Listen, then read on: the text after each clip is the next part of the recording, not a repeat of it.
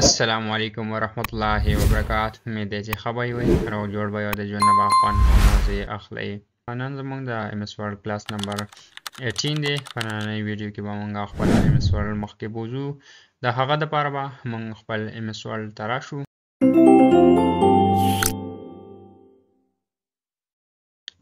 موږ به MS Word اوپن کو.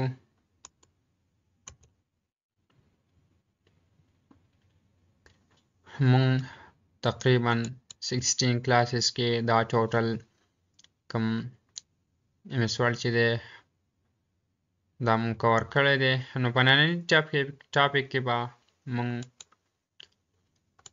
ځو د اکویشن او د سیمبل په باره کې به خبره کوو چې اکویشن څه ته وایي یا اکویشن به مونږ څنګه یوز کوو او سیمبل به مونږ څنګه یوز کوو. فرست که مونږ راشو اکویشن ته، نو اکویشن که تاسو میتھس فزیکس کتلی وي نو په هغه کې اکویشن وي، مختلف اکویشنز وي. لکه مثال کې دلته ایریا ده، ایریا اف ا سرکل A is equal to 5r square. دغه شان باینامیل تیورم که مونږ وګورو، دغه شان expansion of a sum، دا مختلف equations مونږ سره already موجود دي په دې کې. کم میتھس والا یا فزیکس والا وي د هغو دپاره، نو دا مونږ میتھس فزیکس کې یوز کولی شو. بیا دې کې مونږ چینجز هم شو کولی، ایډیټ کول غواړو، څه ترې ریموو کول غواړو، څه پکې ایډ کول غواړو، نو هغه مونږ شو کولی. انشاءالله اکویشن ټولز چې کوم ډیزاین دی نو په دې به ځان له یو ویډیو ریکارډ کړو. د دې چې کومه مینیو ده په هغه باندې به تفصیلي ویډیو وکړو. دغه شان مختلف قسم اکویشنز دي زموږ سره،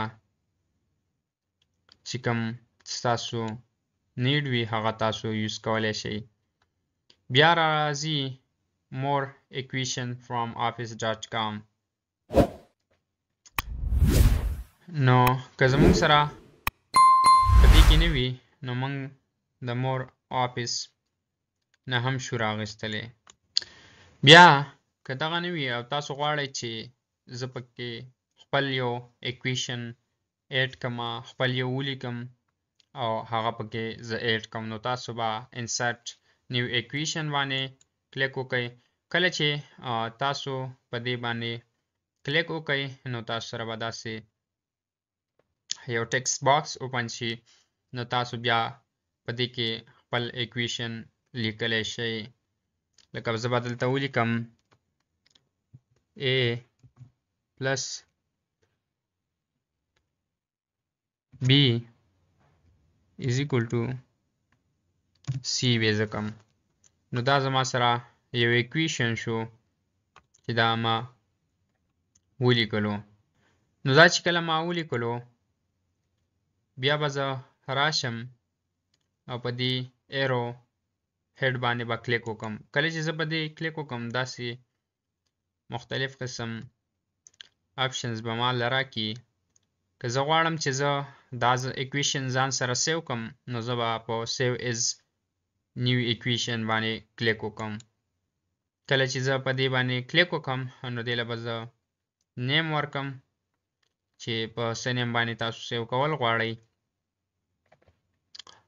او دغه شان د دې متعلق تاسو څه ډسکریپشن وغیره ورکول غواړئ هغه به ورکړئ او بیا به اوکې کلیک کړئ. نو بیا که تاسو دا ګورئ راشئ اکویشن ده، نو دا به ستاسو سره موجود وي. نو بیا چې تاسو کوم ځای کې یوز کول غواړئ تاسو یوز کولی شئ. نو دا وه د اکویشن خبره. اوس راځو د سیمبل. سیمبل څه ته وایي؟ سیمبل علامت لکه مثال کې طور پر کاپی رائټ ساين یورو ساين دی پاوند ساين ټریډ مارک ساين دی دغه شان انفینیټی دی دغه شان مختلف ساين ستا په کار شي نو هغه به ته د دې ځینه راوستلی شي لکه زه غواړم چې زه کاپی رائټ ساين دلته راولم نو په انسرټ باندې به کلیک وکم دا به زما سره راشي بیا کاپی رائټ ساين تاسو په بله طریقه هم شئ کولی تاسو به په خپل کیبورډ کې شفټ سمال بریکټ سٹارټ بیا به سی ټایپ کوئ بیا به شفټ سمال بریکټ بند نو ستاسو سره به اتوماتیکلی کاپی رائټ سیمبل جوړ شي دغه شان تاسو مختلف قسم سیمبلز یوز کولی شئ لکه انفینیټی شو بیټا شو فایو دغه شان مایکرو دغه شان مختلف قسم سیمبلز تاسو یوز کولی شئ په مور باندې کلیک کوئ دلته به تاسو ته نور هم مختلف قسم سیمبلز شو کیږي